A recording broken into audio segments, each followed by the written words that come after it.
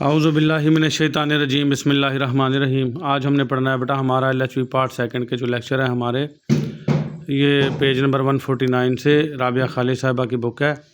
तो आज हमने पढ़ना है इसका न्यूट्रिशनल न्यूरोपैथीज़। न्यूट्रिशन कहते हैं बेटा खुराक को, और उसकी कमी से जो होने वाले जो आसाबी बीमारी है, जो आपकी आसाब डैमेज होते हैं, पैगाम रसानी का निज़ाम जो है वो मुतासर होता है, उसको हम क्या कहते हैं, न्यूरोपैथीज़। न्यूरो बेटा न्यूरॉन से है। सेंट्रल नर्व सिस्टम के साख्त और फेल की बुनियादी इकाई क्या होती है, न्यूरॉन। और जब वो खुराक की कमी से डैमेज होते हैं तो उसको हम क्या कहते हैं, न्यूट्रिशनल न्यूरोपैथीज़। तो ये हमारा चैप्टर 4 चल रहा है बेटा, फूड एंड न्यूट्रिशन वाला।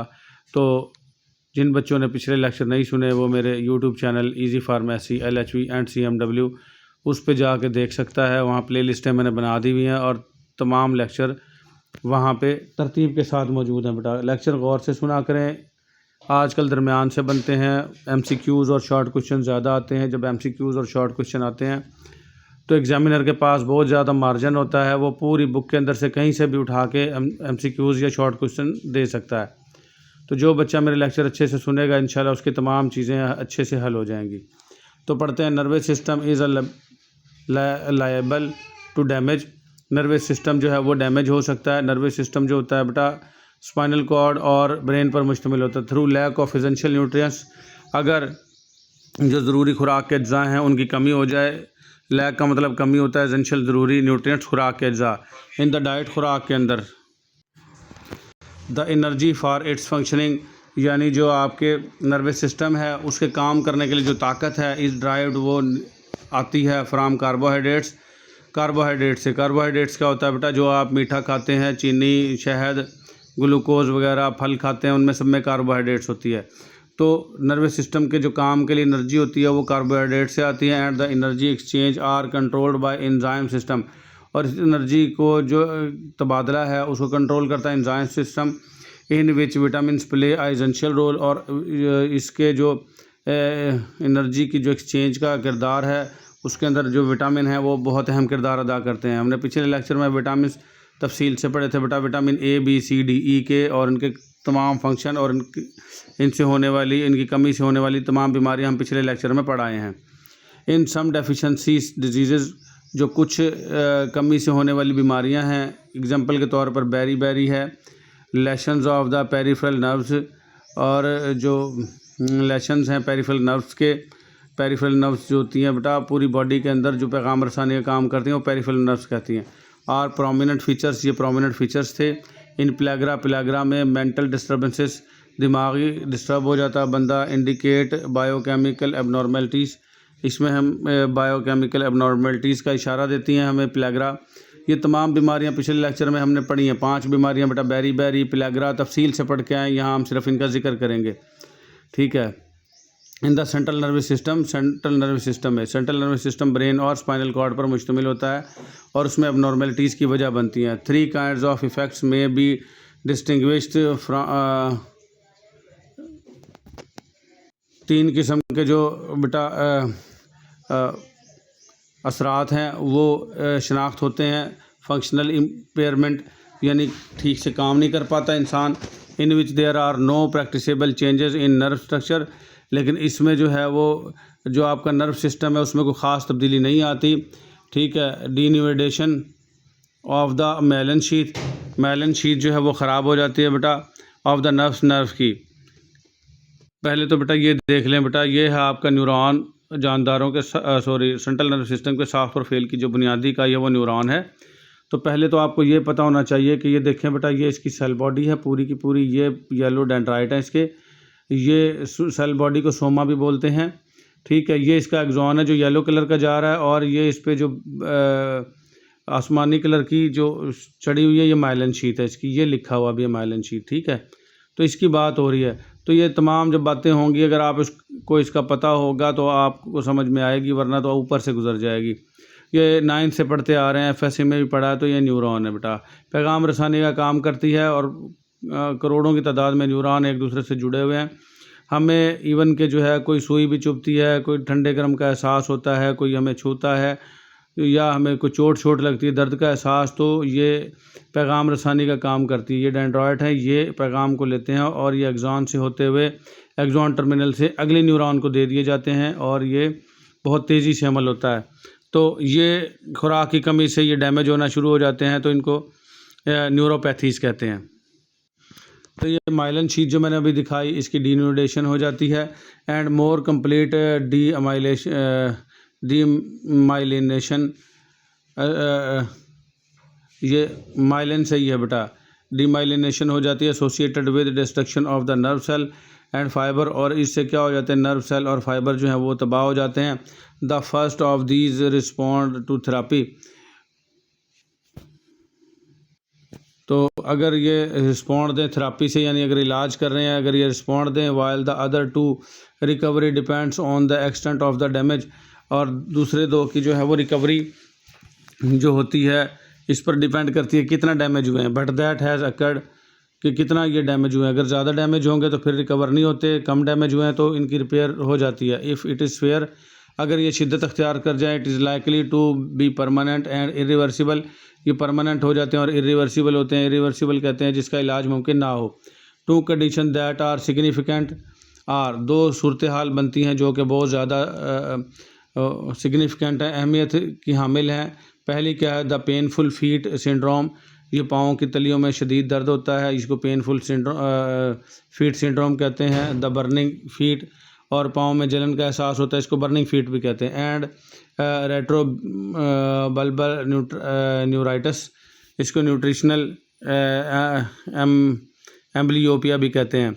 इससे क्या हो जाता है, आँखों का धुंधलापन, आँखों का अंधापन हो जाता है, और जो आँख की जो ऑप्टिक नर्व है उनमें सोजिश हो जाती है। ये मैं आपको दिखाता हूँ बेटा, न्यूट्रिशनल एम्ब्लियोपिया, ये देखें बेटा, ये आँख है और ये आँख की ना ये ऑप्टिक नर्व हैं, यहाँ से देखने का अमल होता है। ये छवि बाहर से अंदर नज़र आ रही है, लेकिन जो है ये ऑप्टिक नर्व है दिमाग को पैगाम पहुँचाती हैं, जो दिमाग इसको डिटेक्ट करता है कि ये क्या चीज़ है। लेकिन अगर यहाँ सोजिश हो जाएगी तो ये ठीक से जो इसका पैगाम अंदर नहीं पहुँचेगा। ये देखें, ये सोजिश हो गई, इन्फ्लेमेशन होगी, इसको ऑप्टिक न्यूराइटिस कहते हैं। ठीक है, ये ऑप्टिक नर्व हैं जो दिमाग को जा रही हैं, तो जहाँ यहीं पे सोजिश होगी पैगाम रसानी नहीं होगी और हम इसके अंदर तमीज़ नहीं कर सकेंगे कि ये क्या चीज़ है, तो नज़र जो है वीक हो जाती है या बिल्कुल कम नज़र आता है या अंधा हो जाता है आदमी।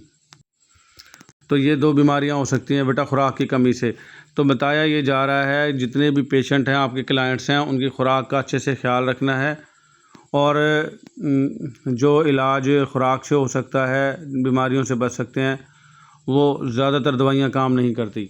तो पढ़ते हैं बेटा, बर्निंग फीट पहली बीमारी है, पाँव का जलना, पाँव में जलन होना। एज द नेम इम्प्लाइज, जैसा कि नाम से जाहिर है, इज़ द पेनफुल डिजीज़, कि ये बहुत ज़्यादा दर्दनाक बीमारी है। Beginning with etching and throbbing, etching और थ्रोबिंग से स्टार्ट होती है। एचिंग कहते हैं बेटा, या एकिंग भी बोल सकते हैं इसको, एकिंग दर्द को कहते हैं, जैसे हेड एक। ठीक है, ये एचिंग से शुरू होती है, और थ्रोबिंग कहते हैं झटके लगना, दर्द के अंदर चुभन से उठना। It progresses to sharp paroxysmal stabbing pain with radiate upward as far as the knees and cause intense agony, कहता है ये फिर मज़ीद बढ़ता जाता है, और इससे ये लफ्ज़ याद रखना है बेटा, प्रोक्सिस्मल स्टैबिंग पेन, ये शदीद किस्म का दर्द होता है जिससे, और ये शार्प होता है, बहुत तेज़ी से शदीद किस्म का दर्द होता है, और ऊपर की तरफ जाता है घुटनों से, और ऊपर की तरफ सर की तरफ, दिमाग सर में भी हो सकता है ये। तो शदीद किस्म का चुभन वाला दर्द होता है ये। The spasm are usually worse at night, और अकड़न हो जाती है ख़ास तौर पे रात में। No objective science of nerve involvement are revealed by clinical examination, जब क्लिनिकल एग्जामिनेशन करेंगे तो कोई आपका नर्व इन्वॉल्वमेंट इसमें नज़र नहीं आएगी कि नर्व की वजह से हो रहा है। And the pathological lesions which underlie the condition are not known, और कुछ लेशंस बन जाएंगे, छाले बन जाएंगे। पैथोलॉजिकल कहते हैं पैथोजन, ऐसे जरासीम जो बीमारी फैलाने की ताकत रखते हैं उनको पैथोजन कहते हैं। तो उनकी वजह से कुछ लेशन बन जाएंगे और जो कि मौजूद होंगे, और इसकी कंडीशन का भी पता नहीं होगा कि क्यों हो रहे हैं ये। Undoubtedly the condition is the result of the deficiency of members of the B group of vitamins, तो बेशक बिलाशुबा इसकी जो वजह है वो क्या है, जो आपके विटामिन बी है, बी ग्रुप है बेटा। विटामिन बी ग्रुप क्यों कहा, इसको बी कॉम्प्लेक्स भी बोलते हैं। ये B1 B2 B3 B6 B7 B9 B12 काफ़ी सारे होते हैं। तो ये विटामिन बी की ग्रुप की कमी से खुराक में कमी थी, तो ये बर्निंग फीट की बीमारी हो रही है other than the thiamine, thiamine की बजाय बी ग्रुप की कमी से हो रही है। Quite often it is associated with deficiency of states such as stomatitis and retrobulbar neuritis. तो बेटा इसकी कमी से ये जो बीमारियां होती हैं, स्टोमाटाइटिस कहते हैं मुंह में छाले बनना, एंड रेट्रोबल्बर, ये बल्बर है लफ्ज़, न्यूराइटिस जो मैंने अभी दिखाया, जो ऑप्टिक नर्व में स्वेलिंग हो जाती है, ITIS जहाँ लगा होता है सोजिश हो जाना। तो ये किसकी वजह से है, ये विटामिन की कमी से है, यानी खुराक आप ठीक से नहीं ले रहे और खुराक की कमी से होने वाली बीमारियाँ हैं। ये समझाना ये चाह रहा है बेटा। It is can be effectively treated with yeast concentrates. तो इसको हम ट्रीट कर सकते हैं जो यीस्ट कंसनट्रेट्स है, यानी यीस्ट भी एक फंगस की है किस्म है बेटा, उससे कुछ चीज़ें अखज़ की जाती हैं, एंड मिक्सचर्स और मिक्सचर्स हैं ऑफ बी कम्प्लेक्स के। तो ये विटामिन बी कम्प्लेक्स को हम इससे अखज़ करते हैं यीस्ट से, ठीक है। और pantothenic acid gives excellent result, और पेंटोथेनिक एसिड देंगे तो भी ये बड़े अच्छे रिज़ल्ट देता है। तो इस बीमारी को दूर किया जा सकता है। यहाँ इलाज भी बता दिया बेटा। तो इस बीमारी का इलाज क्या होगा, यहाँ पे आप लिख सकते हैं इसका क्योर, कि इसको it can be cured yeast concentrates and mixture of B complex.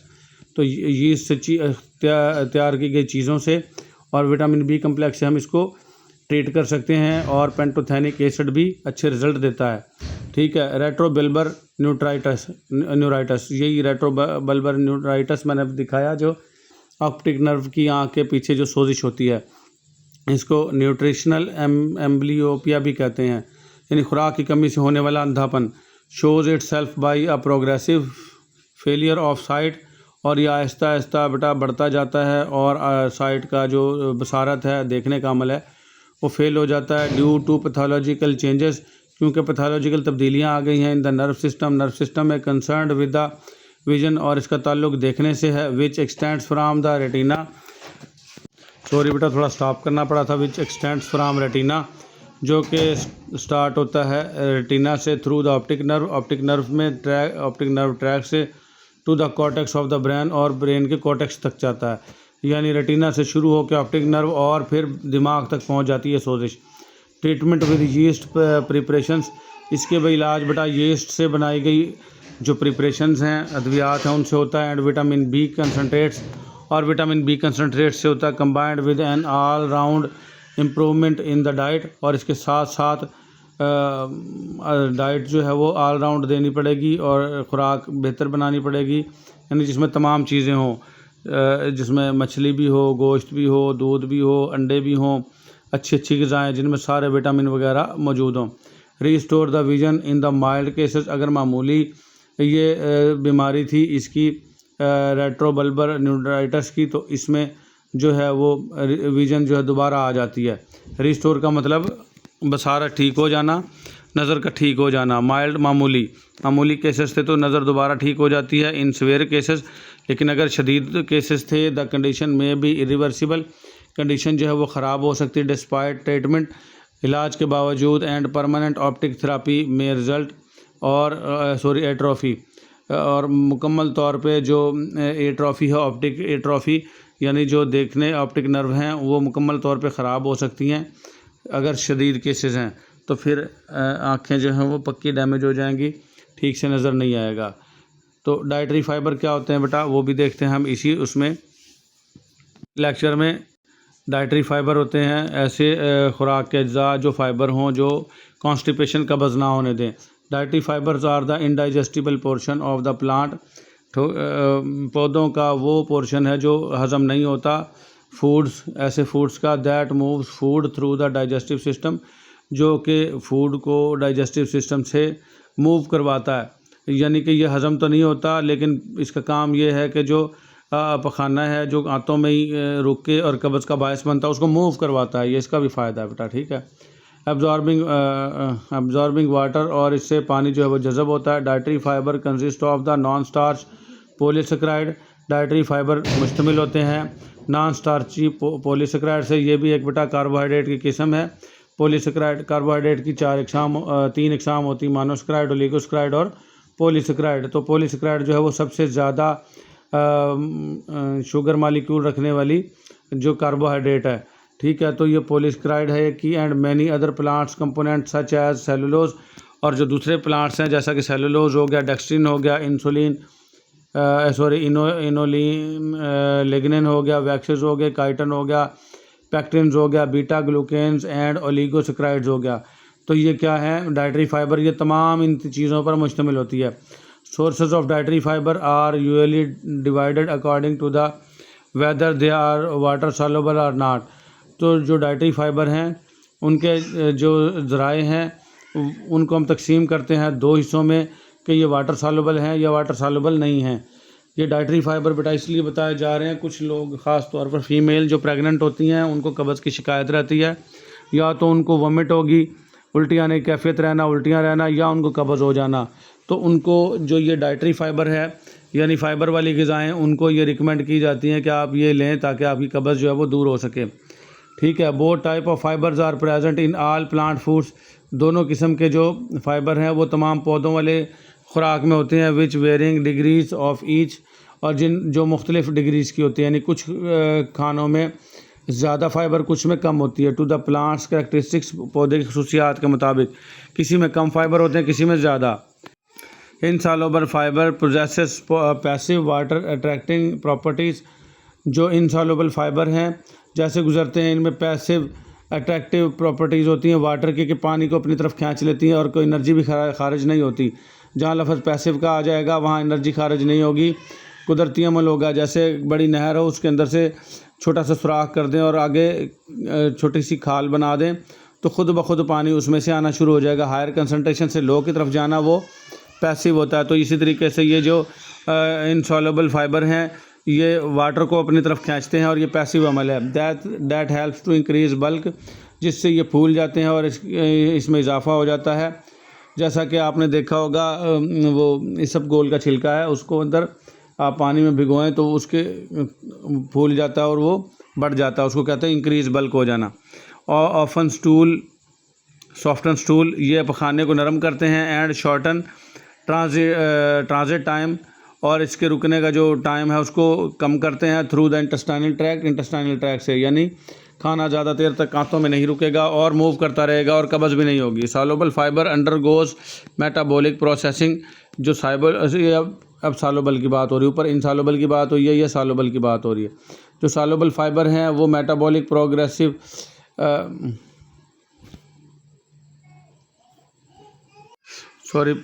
के लफ्ज़, तो मेटाबॉलिक प्रोसेसिंग से गुज़रते रहते हैं। सॉल्युबल फाइबर्स यानी तोड़ फोड़ के अमल से गुज़रते रहते हैं विया फर्मेंटेशन, और इनके अंदर ही फर्मेंटेशन होती रहती है। Yielding end products with broad significant health effects, और इसके जो एंड प्रोडक्ट्स बनती हैं अंदर ही उसके सेहत से मुतल्लिक़ बहुत आला फ़ायदे हैं।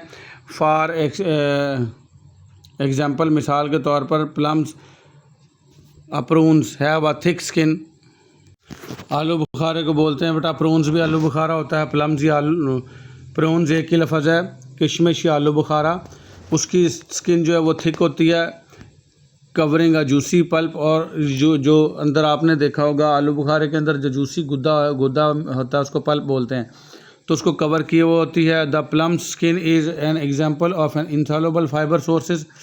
जो उसकी जो स्किन है वो इनसॉल्युबल फाइबर सोर्सेज, अगर वो आप खा भी लेंगे तो वो पानी को तो जज़ब कर लेगा लेकिन जूं का तूं ही पखाने के ज़रिए निकल जाएगा। Where are soluble fibre sources are the inside pulp, और जो जज़ब होने वाले फ़ाइबर हैं वो पल्प के अंदर होते हैं, यानी उसकी स्किन भी फाइबर है और उसका जो पल्प है, गुद्दा है, वो भी फाइबर है। किसका? प्लम का, आलू बुखारे का आजकल सीज़न चल रहा है। तो जो स्किन है उसकी जो वो इनसॉल्युबल फाइबर है और जो उसका पल्प है वो सॉल्युबल फाइबर है। Other sources of insoluble fibre include whole wheat, जो इनसॉल्युबल फाइबर हैं उनके अंदर शामिल है बेटा मुकम्मल गंदम होगी, एंड कॉर्न ब्रेन हो गया, कॉर्न कहते हैं मकई का जो छिलका होता है ब्रेन उसको। फ्लैक्स सीड हो गए, फ्लैक्स सीड कहते हैं बेटा अलसी के बीज। ये चेक कर सकते हैं आप, अलसी आपने खाई होगी, अलसी के लड्डू वगैरह भी बनते हैं वो भी, ठीक है। इंसॉल्युबल फाइबर हैं। और लिग्नन्स हो गए, ये लिग्निन देख लें बेटा, लिग्निन जो है बहुत इंपॉर्टेंट है। ये देखें, ऑयल अगर लेंगे तो इसमें लिग्निन होता है। ऑलिव ऑयल यानी जैतून के तेल में, पीनट मूंगफली के तेल में, सीसामी ऑयल जो है आपका तिल के तेल में, ठीक है। और उसके बाद बीजों में सनफ्लावर, सूरजमुखी के बीज, सीसामी तेल, सोयाबीन हो गई, फ्लैक्स सीड, अलसी के बीज, इनमें पाया जाएगा। अगर सीरियल्स देखेंगे, नाज में ओट, जौ की किस्म है बेटा, राई जो होती है, सरसों समझ लें, और बारले भी एक जौ की किस्म है, और बकवीट और गंदम।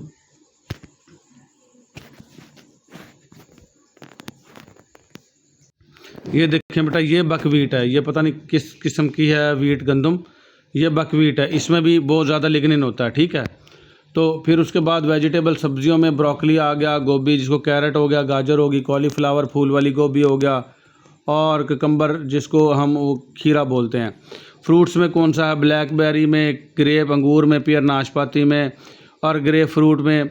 और जो बेवरेजेस है उसमें टी में, और वाइन और कॉफ़ी और बियर, इन सब में क्या पाया जाता है, लिग्नेंस। तो लिग्नेंस जो है बहुत ज़्यादा इंपॉर्टेंट हैं।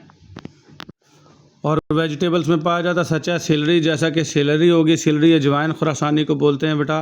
अजवाइन जो है वो सौंफ और ज़ीरे की कोई शक्ल की ही एक जो है वो पता ही है आप सबको, अजवाइन वगैरह औरतें बहुत ज़्यादा यूज़ करती हैं, तो वो होती है। ग्रीन बीन्स और हरे जो बीज होते हैं, बीन्स, लोबिया वगैरह, और जैसे आपका मटर हो गया उनमें, एंड पोटैटो स्किन, और आलू के जो जिल्द होती है उसमें, इनमें पाए जाते हैं। तो ये तमाम सोर्सेज हैं, बता दिए हैं उन्होंने। अगर ये तमाम चीज़ें लेंगे तो आपकी डाइटरी फाइबर जो हैं आपकी खुराक में जाएंगे। और ये कौन से होते हैं, दोनों सॉल्युबल और इनसॉल्युबल, दोनों का ही फ़ायदा होता है। बैलेंस डाइट क्या होती है, बड़ा इंपॉर्टेंट है, आ सकता है कि बैलेंस डाइट पे right the note on balance diet. तो बैलेंस डाइट का आपको पता होना चाहिए बेटा। अब balance diet is a diet, balance diet वो खुराक है दैट इज़ नेसेसरी, जो ज़रूरी है फॉर मेंटेनेंस ऑफ हेल्थ, जो सेहत को मेंटेन रखने के लिए ज़रूरी है। And contains the required quantities of essential nutrients, और उसमें जो ज़रूरी न्यूट्रिएंट्स हैं वो मौजूद होते हैं, नेमली प्रोटीन, जिसमें जिनके नाम क्या हैं चीफ बेटा, आपको पता ही होना चाहिए। बार बार मैं बताता हूँ कि जो बड़े अज्जा हैं खुराक के वो प्रोटीन, कार्बोहाइड्रेट्स और लिपिड्स हैं। तो उसमें प्रोटीन होती हैं, प्रोटीन गोश्त और दालों से मिलता है। कार्बोहाइड्रेट्स होनी चाहिए जो कि आपका मीठा खाते हैं, चीनी, और फ्रूट्स वगैरह में होता है। जो भी मीठी चीज़ें होंगी कार्बोहाइड्रेट्स होगा। फैट जिसको लिपिड भी बोलते हैं, देसी घी, मक्खन वगैरह, सालन में तरी, पराठे, तमाम चीज़ों में क्या होगा, फ़ैट होगा। विटामिन एंड मिनरल्स, ये तमाम चीज़ें जो हैं 5 अज्जा उन्होंने बता दिया। और छठा वाटर है। तो ये तमाम चीज़ें आपकी खुराक में होंगी तो आपकी डाइट बैलेंस होगी। Some of the factors which makes balance diet are, कुछ फैक्टर ऐसे हैं जो आपकी खुराक को बैलेंस बनाते हैं, वो कौन से हैं। Sufficient calories to furnish heat and energy, ज़्यादा कैलोरीज चाहिए, यानी मुनासिब मकदार में कैलोरीज चाहिए आपको, ताकि आपकी हीट और एनर्जी की ज़रूरियात हैं पूरी होती रहें। और वो कहाँ से आती हैं, कार्बोहाइड्रेट से, टू द बॉडी को। फिर adequate structural material to repair and provide for growth, और मुनासिब मकदार में, एडिकेट और सफिशेंट एक ही लफ्ज़ है, मुनासिब मकदार में साख्ती मटेरियल चाहिए जैसे प्रोटीन वगैरह, ताकि ग्रोथ की जा सके। और अगर बॉडी में कोई ऑर्गन डैमेज हो जाए तो उसको रिपेयर किया जा सके। वो कहाँ से आती है, प्रोटीन से। तो ये पीछे चार्ट हम इसी चैप्टर में पढ़ के आए हैं बेटा। आपकी जो डेली की एनर्जी रिक्वायरमेंट है वो 50% कार्बोहाइड्रेट पूरा करती हैं, 20% प्रोटीन पूरा करती है, और 30% लिपिड पूरा करती हैं।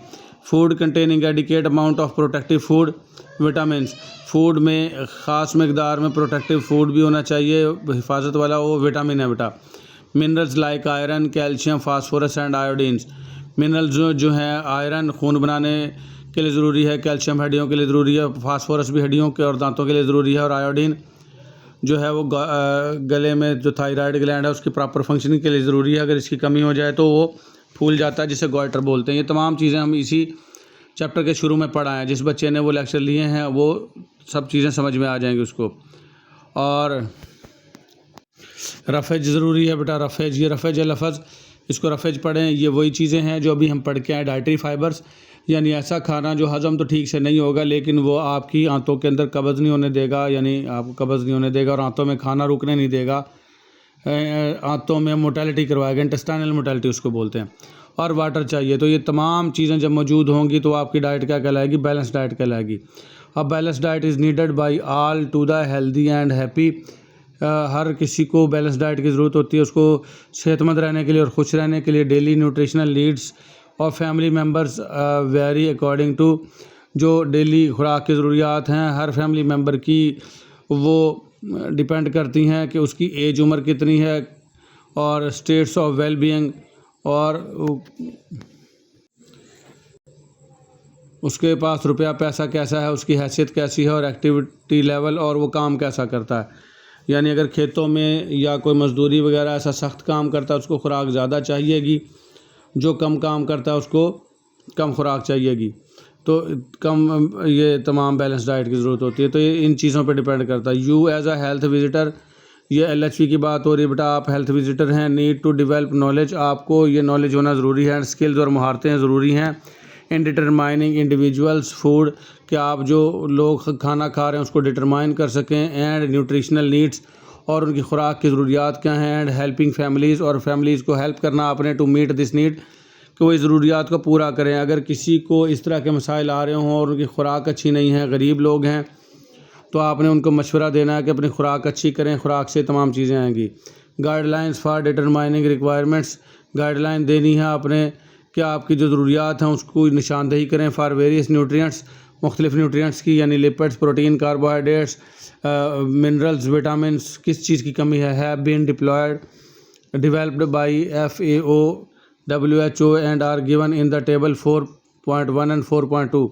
और जो मुख्तलिफ़ किस्म की जो रिक्वायरमेंट है न्यूट्रिएंट्स की, ये एक तंजीम है बेटा, FAO और WHO, वर्ल्ड हेल्थ ऑर्गेनाइजेशन, इन्होंने जो हमें दी हैं टेबल 4.1 और 4.2 में हम पीछे पढ़ के आए हैं। ये तमाम इसमें डेली रिक्वायरमेंट के कितनी मिकदार में आपको कार्बोहाइड्रेट चाहिए, कितनी प्रोटीन चाहिए, कितनी आपको लिपिड चाहिए, कितने विटामिन A, कितना विटामिन B, कितना विटामिन C, क्या क्या चाहिए, कितनी मिकदार में डेली रिक्वायरमेंट है, वो सारी इन टेबल में हम पढ़ आए हैं। Also nutritional requirements for infants, और जो बच्चे हैं उनकी खुराक की ज़रूरियात क्या हैं। चिल्ड्रन की क्या हैं बेटा, प्रेग्नेंट एंड लैक्टेटिंग वोमेन, हामला औरतों की, और औरतें जो बच्चों को दूध पिला रही हैं उनकी खुराक की क्या क्या ज़रूरियात हैं।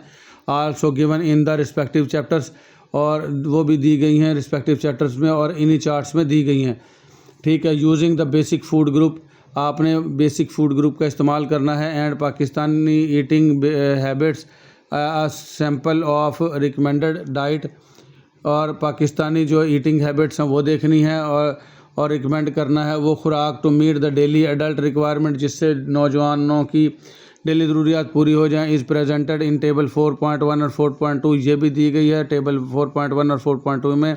फॉर यू, आपके लिए, to use as a guide, कि आप इसको गाइड के तौर पर इस्तेमाल करें। Determining whether or not family and individuals you are serving, कि ऐसा ना हो कि जो फैमिली या इंडिविजुअल आप जिसकी खिदमत करें are meeting their nutritional needs, कि वो आया कि वो उनकी जो खुराक की ज़रूरियात हैं पूरी हो रही हैं या नहीं। Use this guidelines, in guidelines को आपने इस्तेमाल करना है। एंड वीक्स डाइट रिकॉल, और हर हफ्ते में पता करना है to determine the adequacy of their nutrition, कि उनकी खुराक जो है उसमें बेहतरी आई या नहीं आई। Health visitor need to be knowledge, जो हेल्थ विजिटर है यानी कि LHV, उसको ये नॉलेज होना चाहिए, नॉलेजेबल होना चाहिए। एंड स्किलफुल, और स्किलफुल होना चाहिए यूटिलाइजिंग फॉलोइंग फैक्टर्स, के जो मदरजिल फैक्टर्स हैं उनको इस्तेमाल में लाए। इन हेल्पिंग द फैमिली, और फैमिली की मदद करे to meet their nutritional needs, कि उनकी जो खुराक की ज़रूरियात हैं वो पूरी हो सकें। जैसे सोशल कस्टम्स, जो समाजी रस्म व रिवाजात हैं उनको भी जहन में रखे। फैमिली हैबिट्स, फैमिली की जो हैबिट्स हैं, आदात हैं, उनको भी जहन में रखे। कुछ फैमिलियाँ होती हैं बस वो चावल ही और गोश्त ही ज़्यादा खाते हैं, गोश्त खोर और चावल खोर, लेकिन उनके अंदर भी बहुत सारे जो मिनरल्स हैं और विटामिन हैं उनकी कमी हो जाएगी। तो बैलेंस डाइट खानी चाहिए। फैमिलीज़ नॉलेज ऑफ, और फैमिलीज़ को नॉलेज भी देखना है, ये मद्देनज़र रखना है कि व्हाट दे नो, कि वो क्या जानते हैं, as well as do not know about, और किस चीज़ों का उनको पता ही नहीं है। न्यूट्रिशन, खुराक के बारे में। फूड्स दोज आर अवेलेबल, उन खानों का भी पता होना चाहिए जो कि आसानी से पाकिस्तान में मिल जाएंगे और देहातों वगैरह में ख़ास तौर पर। फूड्स फैमिली कैन अफोर्ड, और वो खाने जो फैमिली अफोर्ड कर सके, ये इतने महंगे भी ना हों कि आप उनको मशवरा दिया हो कि आपने गोश्त और मछली खानी है और वो अफोर्ड ही ना कर सकें। Family members likes and dislikes, family member की लाइक्स और डिसलाइक्स भी देखनी है, यानी पसंद नापसंद। कुछ लोग तो सब्ज़ी खाना पसंद ही नहीं करते, कुछ गोश्त खाना पसंद नहीं करते, ये भी देखने हैं। ये सारी जिम्मेदारी किसकी आ जाएंगी? LHV की और CMW की। Possible nutritional needs of the family, और मुमकिन जो खुराक की ज़रूरियात है फैमिली की वो भी मद्देनज़र रखनी है। फैमिली इज़ फूड इनटेक, और फैमिली क्या खा रही है वो भी देखना आपने बेटा। हेल्थ विजिटर यानी LHV जो है इन हेल्पिंग फैमिलीज़, ये फैमिलीज़ की मदद करती है टू यूटिलाइज़ 3 अप्रोचेस, कि वो काम में लाएँ अपनी 3 अप्रोचेस को। इन द आइडेंटिफाइंग, शनाख्त करने में, एंड मीटिंग, और पूरा करने में द न्यूट्रिशनल नीड, अपनी खुराक की ज़रूरियात हैं। 4.5 टेबल में अभी हम नीचे देखते हैं। How to do health visitor go about determining families, किस तरीके से हेल्थ विजिटर जो है वो निशानदही कर सकती, शनाख्त कर सकती फैमिलीज़ की, आर इंडिविजुअल्स या अफराद की। जहाँ इंडिविजुअल का लफ्ज़ आया बेटा, फ़र्द वाहिद एक की बात हो रही, फैमिली यानी मुकम्मल फैमिली की बात हो रही है। इंडिविजुअल्स एक्चुअल न्यूट्रिशनल नीड्स के किस तरीके से उनकी जो एक्चुअल नीड्स हैं, एंड हेल्पिंग देम, और उनकी मदद करे टू मीट दीज नीड्स, कि वो ये जो खुराक की ज़रूरियात हैं वो पूरा करें। इसमें स्टेप 1 क्या है? Write down exactly what family has eaten for 3 or 4 days।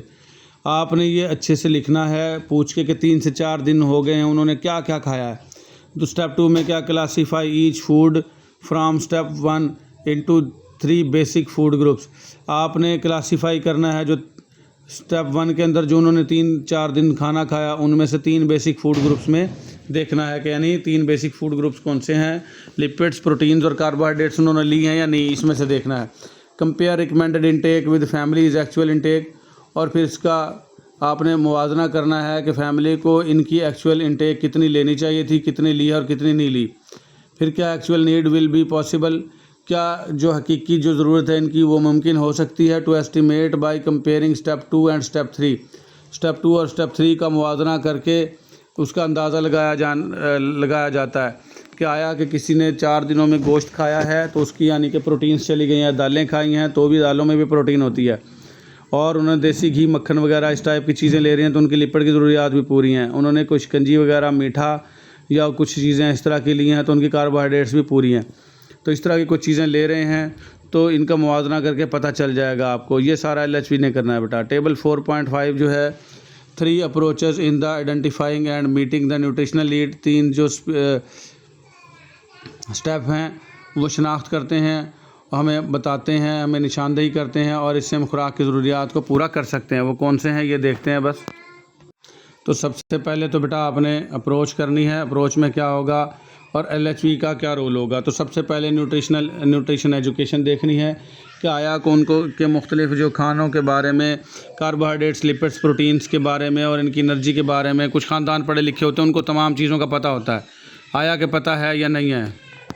तो LHV ने क्या काम करना है बेटा? After considering the above 8 factors, जो ऊपर वाले 8 फैक्टर्स हैं वो जहन में रखते हुए assess families actual nutritional need, अंदाज़ा लगाना है कि फ़ैमिली की असल हकीकी खुराक की क्या ज़रूरत है, एंड प्रोवाइड अप्रोप्रिएट काउंसलिंग, और उनको अच्छे से मशवरे देने हैं, and demonstration on food handling, और ख़ुराक को, खाने को कैसे आपने पकाना है, हैंडल करना है, उसको जो है करके दिखाना है बेटा। डेमोन्स्ट्रेट कहते हैं करके दिखाना, मुज़ाहरा करना या करके दिखाना खुद से, यानी कि इस तरीके से करना जैसे कोई भी हम ड्रामा वगैरह करते हैं तो ड्रामे में पहले जो उसका वो होता है हिदायतकार, उनको एक्टिंग करके दिखाता है कि आपने ऐसे आना है, ऐसे करना है, ठीक है।